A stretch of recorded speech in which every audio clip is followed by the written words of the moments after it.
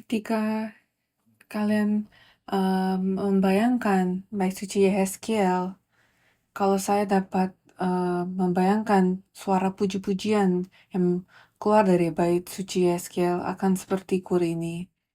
Dan saya sungguh mengucap syukur kepada Tuhan untuk dapat membagikan kemuliaannya dengan setiap kita.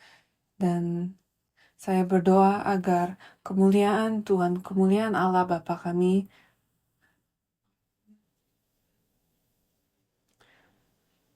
kiranya kemuliaan Allah Bapa memasuki kehidupan kalian dan rumah tangga kalian. Marilah kita rayakan pemberian Allah ini. Dan hari ini khotbah kami adalah berjudul Imamat 15, Tahun Sabat dan Tahun Yobel. Kita telah baca ayat bacaan hari ini, tetapi saya akan membagikan dari seluruh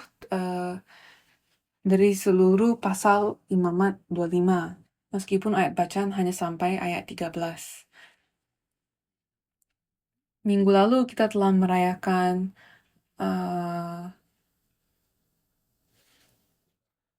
ulang tahun gereja kita yang ke-25, dan angka 25 itu adalah setengah dari angka 50, dan itu adalah suatu tahun, itu seperti suatu yobel kecil.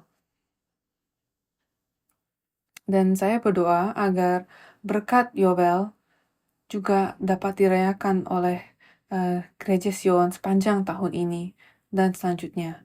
Dan Tuhan telah memerintahkan umatnya setelah yang seperti yang telah kita pelajari dari Imamat 23,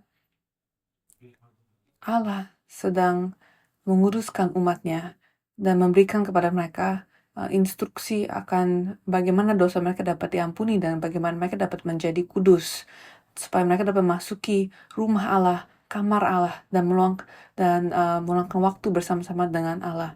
Dan sekarang kita sedang melalui proses ini, dan Yobel, Allah memerintahkan kepada mereka waktu-waktu yang telah ditentukan, yaitu waktu-waktu yang ditentukan agar mereka dapat berjumpa dengan Allah. Dan Tuhan sedang mengajari setiap kami bagaimana kita dapat mempersiapkan kamar itu, kamar hati kami, hati kami, ruang di mana kami berjumpa dengan Allah. Dan Allah juga memberitahukan bagaimana Dia akan datang dan bagaimana Dia akan memulihkan segala sesuatu. Jadi Tuhan memerintahkan umatnya di pasal 23 agar mereka mengamati 7 hari raya pada waktu yang telah ditentukan. Dan sebagian besar dari antaranya adalah hari raya yang dirayakan setiap tahun. Tapi ada satu hari raya atau satu waktu yang ditentukan yang harus mereka amati setiap minggu daripada setiap tahun.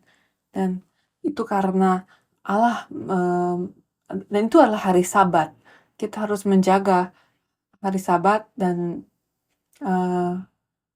itu diamati 52 kali dalam setahun, kan? Itu karena Allah menganggap hari Sabat jauh lebih penting dan istimewa daripada hari-hari raya lainnya. Ketika kita tidak menjaga Sabat, kita tidak dapat memasuki hari raya yang lainnya. Tanpa berkat Sabat, tanpa menjaga Sabat, kita tidak dapat berjumpa dengan Allah kedatangan pertama dan kedatangan kedua. Dengan memerintahkan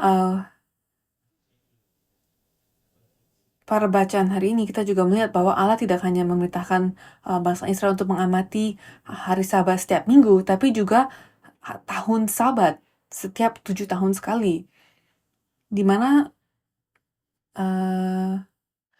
pada tahun itu mereka menikmati berkat Sabat yang kekal. Dan di sini kita dapat melihat tujuan penting Allah dalam memulihkan umatnya dari Sabat yang rusak. Di mana Sabat itu rusak? Ketika Allah menciptakannya pada permulaan, hari ketujuh adalah hari Sabat. Bukan hanya hari Sabat untuk Allah, tetapi juga untuk umatnya. Tapi Sabat itu rusak karena ular itu masuk dan firman Allah itu menjadi hilang.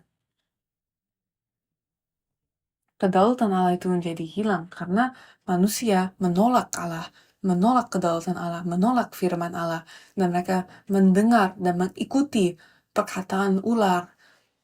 Jadi sekarang kedaulatan itu menjadi milik iblis. Dan sebagai hasilnya, Taman Eden uh,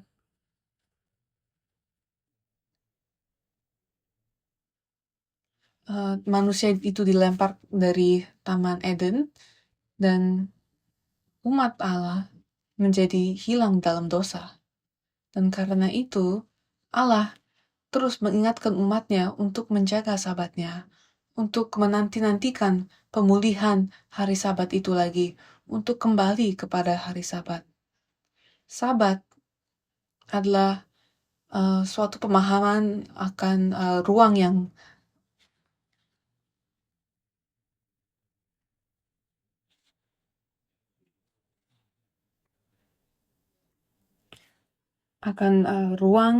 sementara. Di dalam sejarah penebusan, kita melihat bahwa bahkan bait suci dihancurkan dan umat Allah itu disingkirkan dari kehadiran Allah ketika mereka tidak menjaga hari dan tahun Sabat. Itu adalah bagaimana Allah mengajarkan ajarannya. Kalau kita tidak menganggap Sabat sepenting Sabat di mata Tuhan, maka kita akan kehilangan tanah itu, kita akan kehilangan bait suci itu, dan kita akan kehilangan diri kita sendiri. Kita akan hilang. Kita akan menjadi budak. Tapi sebaliknya, ketika umat Allah menjaga hari Sabat itu, Allah menjanjikan pemulihan bait suci, pemulihan tanah, dan pemulihan umat itu sendiri. Menjaga Sabat adalah suatu tindakan di mana kita menaikkan kedaulatan Allah. Dan karena itu Allah menekankan kepentingan tahun Sabat. Dan pada tahun Sabat itu kita dapat istirahat. Kita dapat membiarkan tanah itu istirahat. Dan itu menunjukkan kehidupan kita di kerajaan sorga. Kita tidak perlu bekerja untuk keselamatan. Kita tidak perlu bekerja untuk apa-apa. Karena pekerjaan Allah untuk menyelamatkan kita telah terselesaikan. Jadi tidak ada apa-apa lagi, sudah selesai semuanya. Dan saya berdoa dengan sungguh-sungguh agar Anda dan saya dapat memasuki dunia itu, dapat memasuki waktu yang itu. Bukan melalui kematian, tetapi melalui kembalinya, melalui kedatangan kedua dan melalui transfigurasi. Jadi sekarang, marilah coba kita pikirkan ini, konsep Sabat. Setelah Sabat yang ketujuh, menurut ayat bacaan kita hari ini, setelah 7 kali tahun Sabat,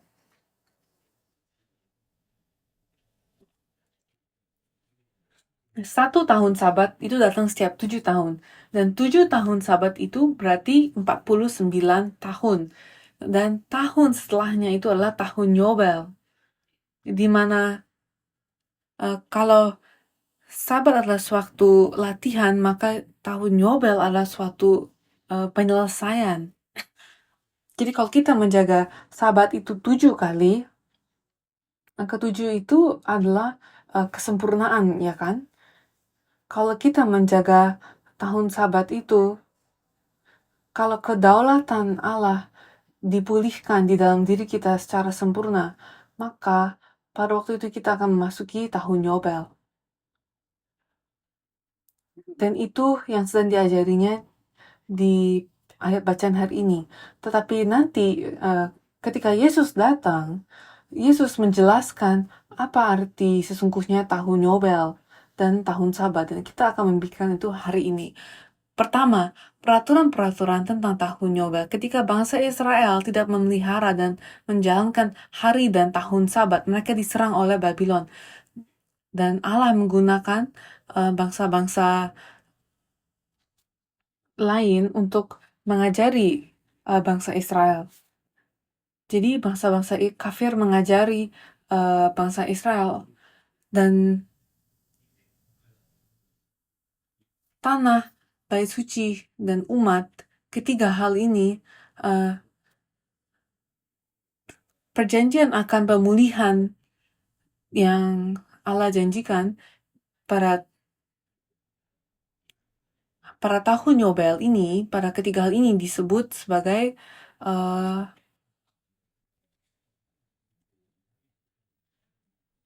hukum penebusan. Pada tahun Yobel, Tuhan menjanjikan penebusan tanah atau penebusan properti. Itu ada di Imamat 25 ayat 23 sampai 28.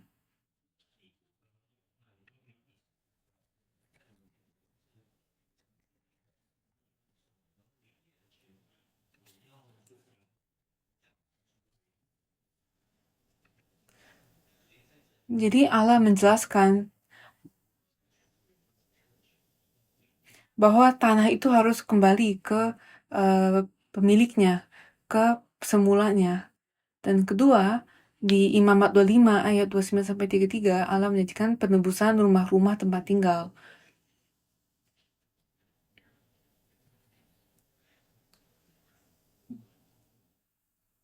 Secara rohani ini menandakan kepada penebusan rumah Tuhan.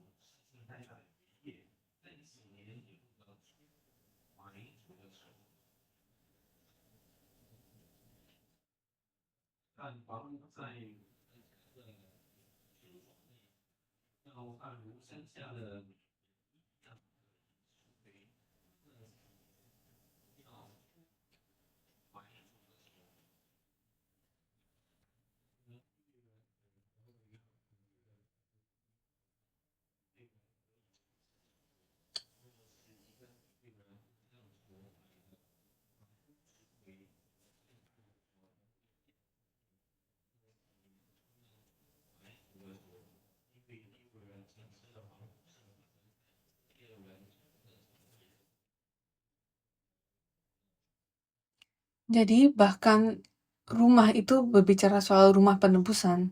Dan ketiga, pengabaian bunga. Itu ada di Imamat 25 ayat 35 sampai 38, dan keempat adalah hak penebusan bagi orang miskin atau budak. Itu ada di Imamat 25 ayat 39 sampai 55. Jadi ini adalah suatu pemulihan tanah, pemulihan rumah-rumah tempat tinggal, dan pengabaian bunga atau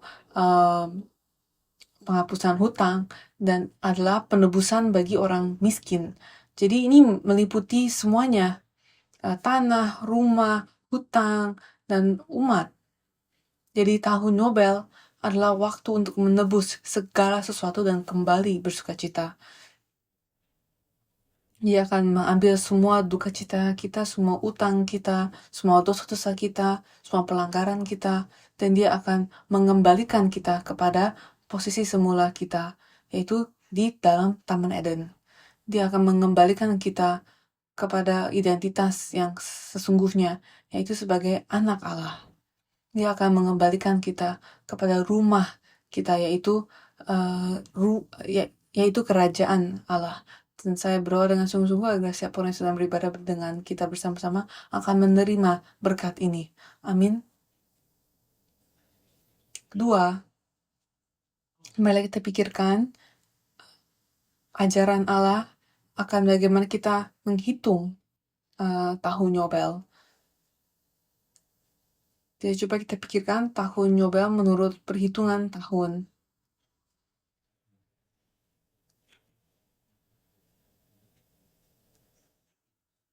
Tahun Sabat pertama adalah pada 1446 sebelum Masehi.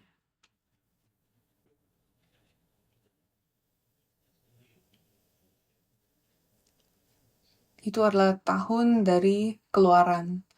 Umat Allah, bangsa Israel, lupa akan hari Sabat karena mereka adalah budak di Mesir. Mereka lupa akan tahun Sabat, dan orang-orang ini yang telah kehilangan Sabat, mereka lupa Tuhan sedang memulihkan mereka.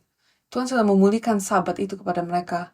Kita telah pelajari bahwa di marah dan melalui mana yang Allah berikan, Allah sedang mengajari mereka tentang hari Sabat yang mereka telah lupakan dan hilangkan. Dan sekarang Tuhan sedang memulihkan kepada mereka tahun-tahun Sabat. Bagaimana kita mengetahui hal ini? Karena dikatakan pada tahun Yobel pertama diproklamasikan pada 1445 sebelum Masehi.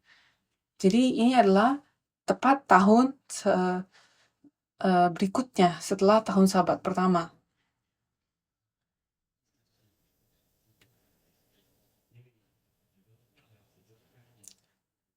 Jadi tahun setelah 7 tahun Sabat adalah tahun Yobel, kan? Jadi kapan Allah memberitakan Imamat 25 ini kepada bangsa Israel? Ketika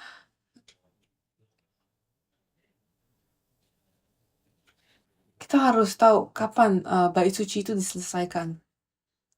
Kapan kemah suci itu diselesaikan.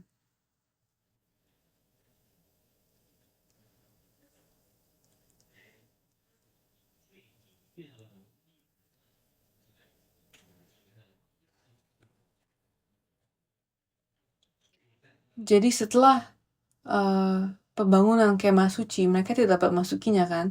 Allah memberikan beberapa perintah kepada mereka, dan perintah-perintah itu adalah kitab Imamat. Jadi Allah berbicara di tahun 1445 sebelum Masehi, dan mulai tahun ini Allah bilang hitunglah. Jadi mulai 1445 sebelum Masehi, mulai hitunglah 7 tahun. Dan setelah 7 tahun lagi, dan setelah 7 tahun itulah tahun Sabat.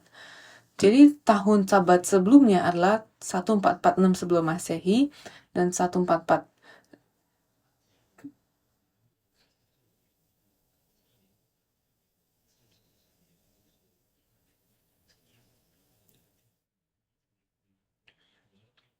Jadi dia berkata, setelah sekarang hitunglah 7 tahun Sabat, dan itu akan menjadi tahun Yobel. Jadi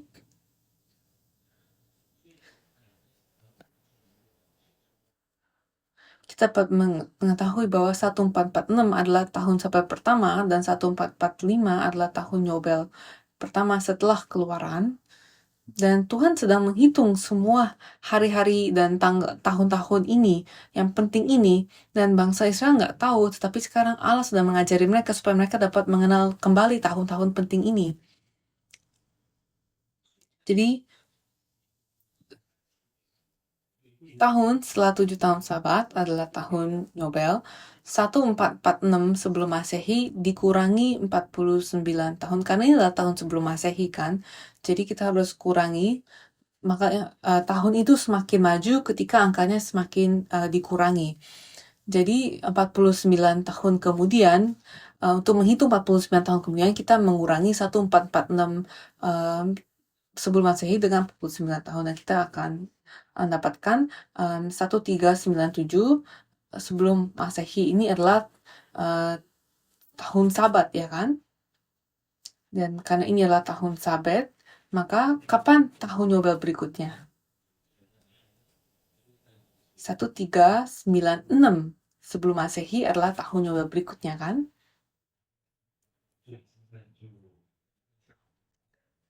Dan kapan tahun Yobel berikutnya dari tahun ini? Bagaimana kita menghitung tahun Yobel berikutnya? Apakah kita menambahkan 50 dengan 1396? Itulah kesalahannya. Kita harus menghitung kapan tahun Sabat yang ketujuh dan berikutnya adalah tahun Yobel. Dan itu tidak sama dengan hanya menambahkan 50. Jadi di mana kita mengurangi 49 tahun? Pada tahun 1396 atau 1397?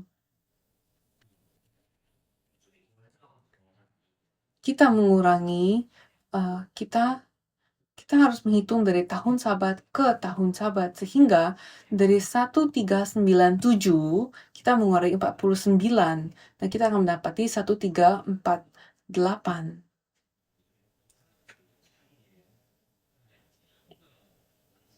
Jadi 7 tahun Sabat dihitungi dari tahun Sabat ke tahun Sabat, jadi mulai 1397.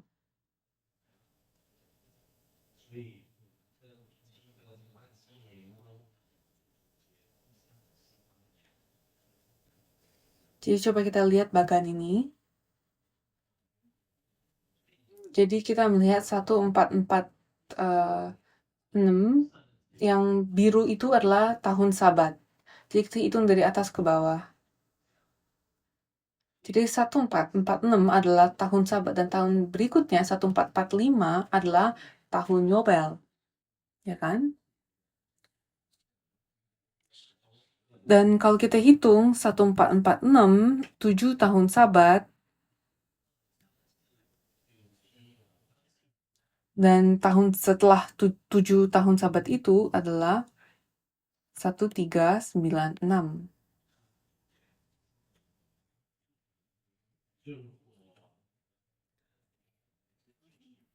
Jadi coba kita hitung 10 tahun Yobel dari tahun 1446 sebelum Masehi. Jadi 10 tahun Yobel, kita harus terlebih dahulu menghitung 10, kita harus menghitung 70 tahun Sabat. 7 Sabat adalah 1 tahun Yobel. 70 tahun Sabat adalah 10 tahun Yobel.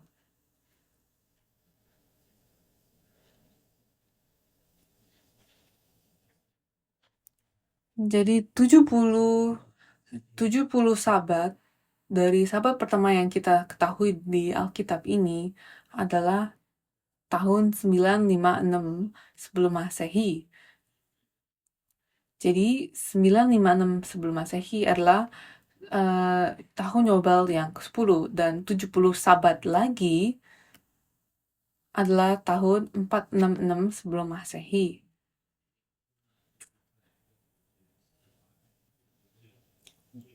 Dan tahun Yobel untuk itu adalah dan tahun Yobel pada masa itu adalah tahun 465 sebelum Masehi.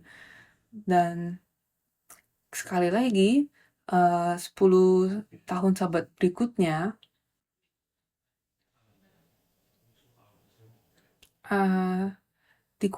adalah tahun 25 Masehi. Dan ini kita kurangi 1 lagi karena tidak ada tahun yang ke-0. Kita harus ingat bahwa tidak ada tahun 0 ketika kita menghitung antara tahun sebelum Masehi dan sesudah Masehi.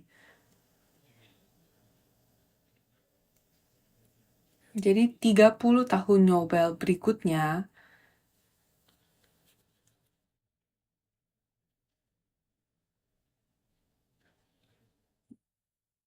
yaitu 2010 tahun Sabat berikutnya adalah tahun 25 Masehi, yaitu sebuah tahun Sabat. Dan sekarang kita telah masuki Masehi, jadi kita tidak kurangi lagi.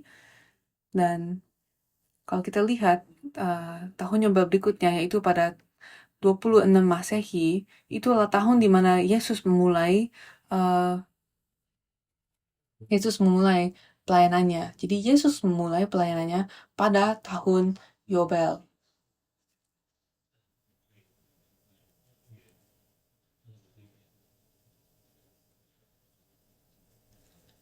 Jadi dari tahun Yobel pertama, yaitu 1446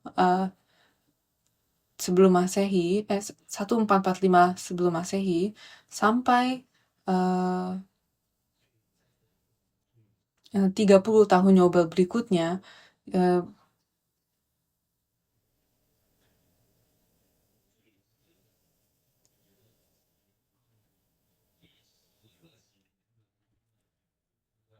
dan kita lihat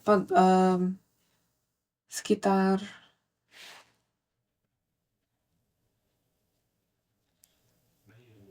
kita lihat bahwa pembangunan penyelesaian bait suci Salomo dan bait suci Yehezkiel itu terjadi pada sebuah tahun Yobel, dan saat kemah suci diselesaikan pun adalah tahun Yobel.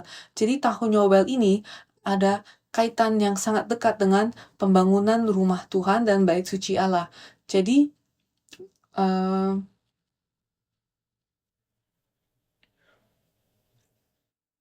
ada beberapa peristiwa-peristiwa penting yang terjadi juga pada tahun-tahun Sabat dan tahun-tahun Yobel.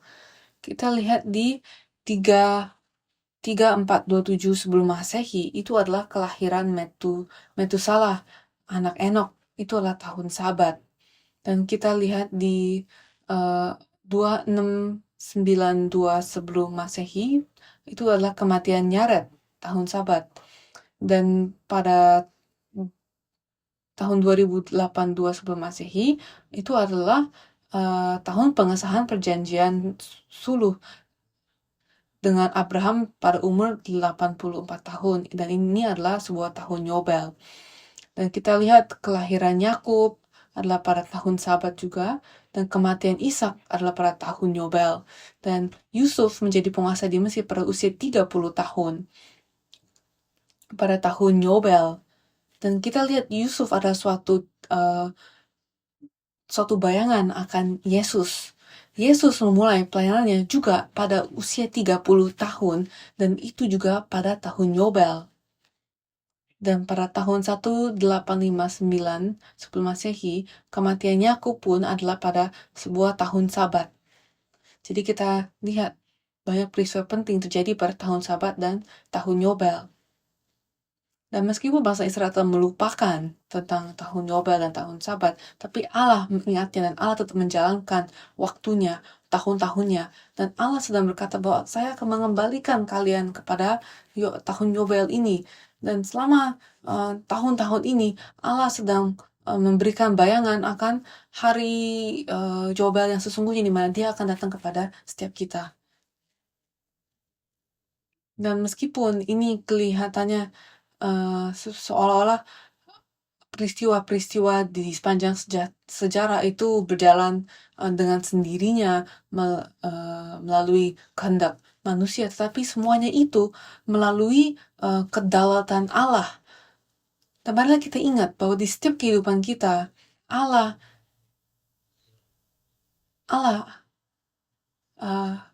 bahwa tangan Allah ada di atas setiap kehidupan kita, dan setiap peristiwa yang terjadi itu, setiap peristiwa yang terjadi dalam kehidupan kita itu terjadi sesuai dengan kalender Allah, sesuai dengan waktu Allah. Dan karena itu, kehidupan kita sedang menuju kepada tahun Sabat itu dan tahun Yobel itu. Kapan tahun Sabat kita? Jangan datang kepada saya dan bilang, tahun ini adalah tahun Sabat, jadi saya akan istirahat dan saya nggak ketemu pendeta sampai tahun depan. Gak seperti itu ya. Kapan kita memasuki tahun Sabat rohani itu? Jadi sekarang cobalah kita pikirkan poin ketiga, penggenapan tahun Yobel melalui Yesus Sang Mesias. Coba kita lihat di Lukas 4 ayat 18 sampai 19.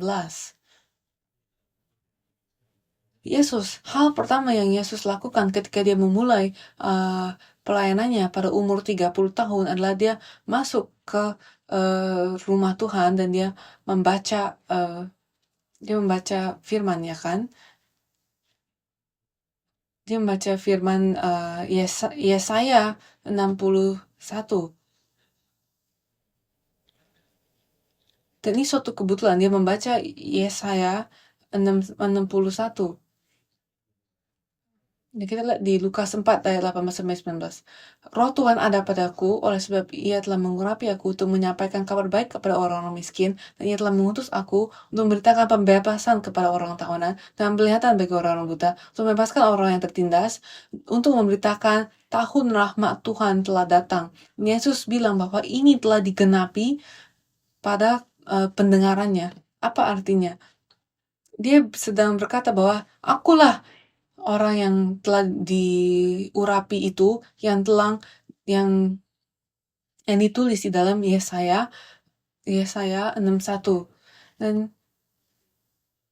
orang yang mendengar pada saat itu, mereka memahami bahwa yang diurapi itu mereka adalah raja atau imam atau nabi. Dan Yesus, dia datang sebagai tiga-tiga itu.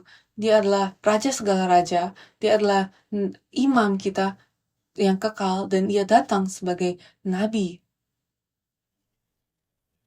Ketika ia diutus oleh Bapa, dia datang sebagai orang yang diurapi. Dan apa yang dia lakukan? Kita lihat di Yohanes 2 ayat 9 belas, bahwa Yesus datang untuk mendirikan kembali bait Allah. Dan yang terjadi pada setiap tahun Yobel adalah yang terjadi pada beberapa tahun Yobel itu adalah pembangunan bait suci. Dan kita telah pelajari bahwa tahun Yobel itu berkaitan dengan pembangunan bait suci. Dan kita lihat Yesus datang untuk menyatakan bahwa ia akan membangun kembali bait suci Allah. Dan kedua, ia menyatakan pembebasan atau kemerdekaan. Dan kita lihat di Matius 11 ayat 4-5, Yesus menjawab mereka, pergilah dan katakan kepada Yohanes apa yang kamu dengar. Kamu lihat orang buta melihat, orang lumpuh berjalan, orang kusta menjadi tahir, orang tuli mendengar, orang mati dibangkitkan, dan kepada orang miskin diberikan kabar baik. Dan Yohanes Pembaptis, dia dengar apa yang sedang Yesus lakukan. Waktu itu dia sedang dipenjara dan dia mendengar kabar dari pengikut-pengikutnya. Pengikut-pengikut Yohanes Pembaptis itu mendatangi Yesus dan tanya kepadanya, apakah engkau yang diurapinya itu atau apakah kita harus menunggu orang lain? Jadi Yohanes Pembaptis Yohanes Pembaptis awalnya mengatakan bahwa Yesus lebih besar darinya dan bahwa Yesus adalah Mesias yang dinantikan itu, tetapi ketika dia mendengarkan kabar dari murid-muridnya, dia menjadi ragu lagi. Dan kalau ini mengajarkan kepada kita bahwa kalau kita mau menerima berkat tahun Yobel, maka kita harus mendengar firman itu dengan murni, bukan melalui orang lain. Dan Yesus mengajarkan murid-murid Yohanes Pembaptis. Yesus menjawab mereka. Dia bilang, pergilah kepada Yohanes dan katakanlah kepadanya apa yang kamu lihat dan apa yang kamu lihat. Berarti apa yang firman itu katakan? Yaitu bahwa orang buta melihat, dan orang lumpuh berjalan, dan orang kusta menjadi tahir, dan orang tuli mendengar, dan orang mati dibangkitkan, dan kepada orang miskin diberikan kabar baik. Ini adalah pesan yang terkandung dalam Yesaya pasal 61. Dan ini menyatakan bahwa yang diurapi itu telah datang. Ketika kita melihat hal semua yang ini terjadi, bahwa yang diurapi itu, Mesias itu telah datang.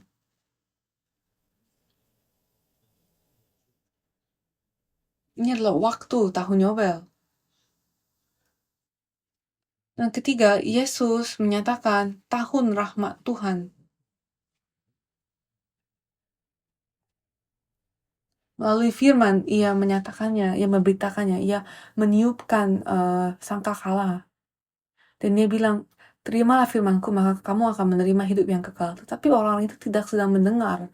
Mereka tuli akan suara sangkakalanya. Yesus sedang memberitahukan kita bahwa kalau kita mau tahun Yobel, kalau kita mau berkat tahun Yobel, kita tidak perlu menunggu 49 tahun, kemudian tahun berikutnya. Bukan soal waktu fisik, tetapi kita harus memasuki waktu rohani. Dan waktu rohani di dalam Alkitab berkaitan dengan orang, dengan Yesus, dengan orang Yesus, dengan kan sekarang kita kan suka bilang bahwa di Amerika ini sekarang adalah waktu Biden. Sekarang ini adalah tahun 2024, tetapi ini disebut sebagai waktu Biden, karena Biden yang sedang berdaulat atas Amerika. Jadi sekarang kita sedang hidup di bawah kedaulatan siapa? Ketika yang diurapi itu datang, dan dia menjadi raja di dalam kehidupan kita sedang memasuki tahun Yobel. Meskipun tahun Yobel datang, mereka itu menolak tahun Yobel. Ketika Yesus datang, Yesus adalah Yobel itu sendiri. Yesus adalah Yobel. Dan menerimanya, dengan menerimanya kita menerima berkat Yobel. Ini adalah satu kunci yang sangat penting, karena kita sedang menunggu tahun Yobel yang terakhir itu juga. Dan ini bukan soal apa tahun berikutnya, kapan tahun Yobel berikutnya. Bukan soal itu tidak penting. Tapi ini soal menerima orang Yobel itu, yaitu Yesus Kristus, Allah kita, ke dalam kehidupan kita. Dan membuatnya raja di dalam kehidupan kita. Coba kita lihat aspek satu lagi dari tahun Yobel. Tahun Yobel rohani digenapi melalui Wahyu 70 minggu. Kita telah pelajari di buku Daniel tentang Wahyu 70 minggu. Dan 70 minggu itu bukan menunjuk pada minggu yang fisik, karena kita mengerti satu minggu itu adalah 7 hari, tetapi secara harfiah di dalam Alkitab Ibrani, minggu itu adalah 7, angka 7, jadi 77. Jadi 70 buah angka, jadi 77. Jadi apa itu 77?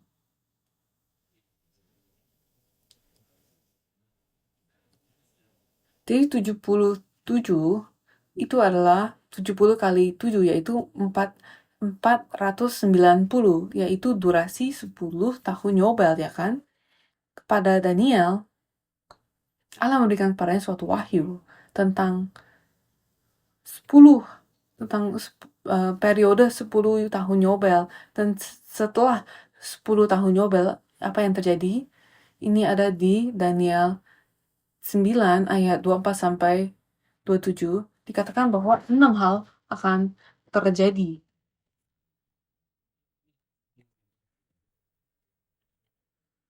Jadi kalian dapat mempelajari ini lebih dalam lagi di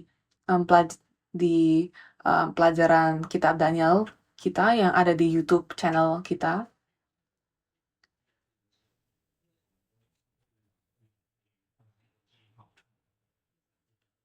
Jadi ada 6 hal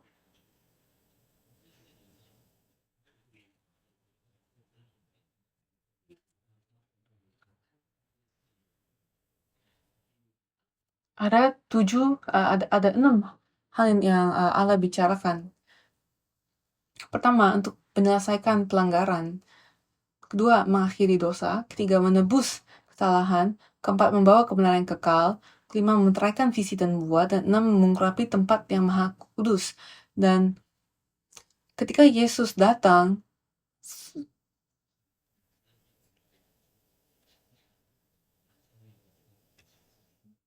minggu-minggu ini telah diselesaikan oleh Yesus, dan kita sekarang sedang menantikan 7 yang terakhir.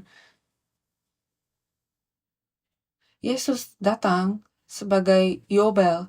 Yesus datang untuk memberikan Yobel, tetapi mereka menolak Yobel itu.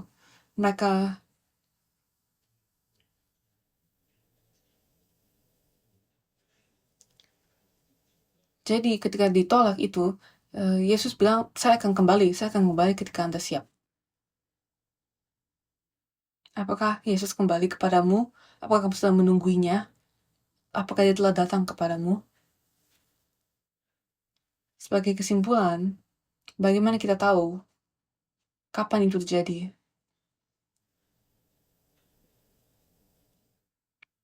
Sangkakala atau tanduk domba jantan itu akan berbunyi pada hari raya. Sangkakala ini adalah tanduk domba jantan, ya kan? Apakah kalian tahu itu datang dari mana? Katanya, sangkakala ini adalah shofar. Dan shofar itu datang ketika Abraham mengorbankan Ishak. Ada suatu domba jantan yang Allah berikan kepada Abraham, kan? Dan itu adalah kabar baik karena Ishak tidak perlu dibunuh. Domba jantan itulah yang mati di posisinya. Dan tanduk domba itulah yang dibunyikan.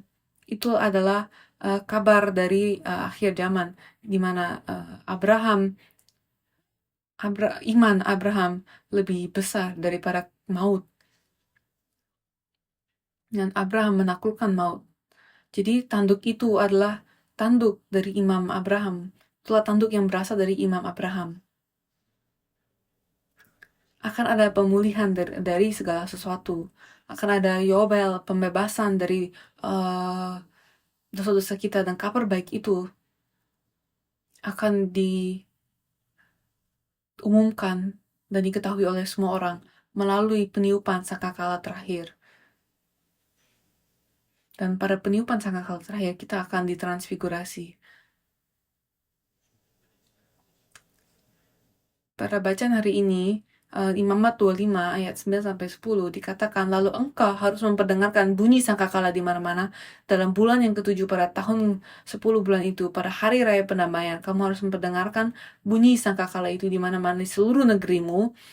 Kamu harus menguruskan tahun yang ke-50 dan memaklumkan kebebasan di negeri itu bagi segenap penduduknya. Itu harus menjadi tahun nyoba bagimu, dan kamu harus masing-masing pulang ke tanah miliknya dan kepada kaumnya. Jadi kita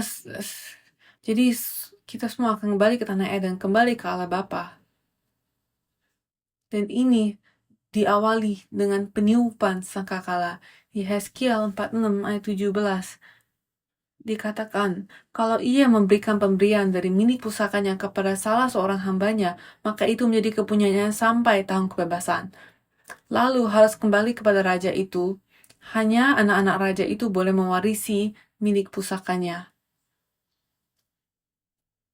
Jadi, semua hal akan kembali ke semula, dan yang akan menikmatinya, setiap hal yang dipulihkannya itu, yang akan menikmatinya adalah anak-anaknya, pewarisnya. Siapa adalah anak-anaknya? Katakanlah amin kalau kalian percaya bahwa Anda adalah anaknya. Dan terakhir, Mazmur pasal 126 ayat 1-2. Ketika Tuhan memulihkan keadaan Sion, keadaan kita seperti orang yang bermimpi. Pada waktu itu mulut kita penuh dengan tertawa dan lidah kita dengan sorak-sorai. Pada waktu itu berkatalah orang di antara bangsa-bangsa, Tuhan telah melakukan perkara besar kepada orang-orang ini.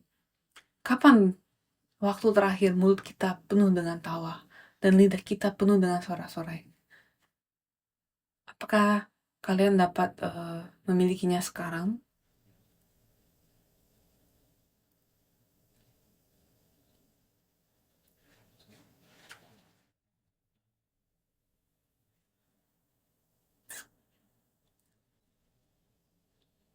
Dia berkata bahwa kita akan sungguh-sungguh dipenuhi dengan tawa. Kapan harinya datang ketika kita dapat tertawa tanpa sakit penyakit, tanpa kekhawatiran apapun, tanpa masalah apapun? Allah menjanjikan kepada kita bahwa hari itu akan datang, dan marilah kita menantikan hari itu. Tuhan telah melakukan perkara besar kepada orang-orang ini. Tuhan sedang melakukan perkara besar bagi kita. Amin. Kiranya ini semua digenapi dalam waktu kita. Marilah kita berdoa. Allah Bapa, kami mengucap syukur kepadamu untuk kasih karunia-Mu. Kami mengucap syukur kepadamu ketika Engkau memberikan kepada kita berkat tahun Yobel. Terima kasih Bapa, ketika Engkau datang kepada kami sebagai Yobel yang terakhir. Marilah kita menikmati-Mu, terutama pada hari Tuhan ini. Marilah kita mengingat Yobel yang telah Engkau berikan kepada kami ini. Dan marilah kami mengucap syukur kepadamu. Dan kami berdoa Bapa agar Kau mengizinkan kami untuk dapat menjadi peniup sangkakala yang terakhir. Kami telah mendengar suaranya. Dan kami percaya bahwa Engkau telah memberikan sangkakala itu kepada kami. Dan seperti yang telah Engkau berikan kepada Abraham, tanduk domba jantan itu, Engkau telah memberikan tanduk itu kepada kami. Kita juga, dan marilah kami meniupnya agar seluruh dunia tahu bahwa Engkau telah hadir. Kami berdoa dalam nama Tuhan Yesus dengan hati yang penuh syukur. Amin.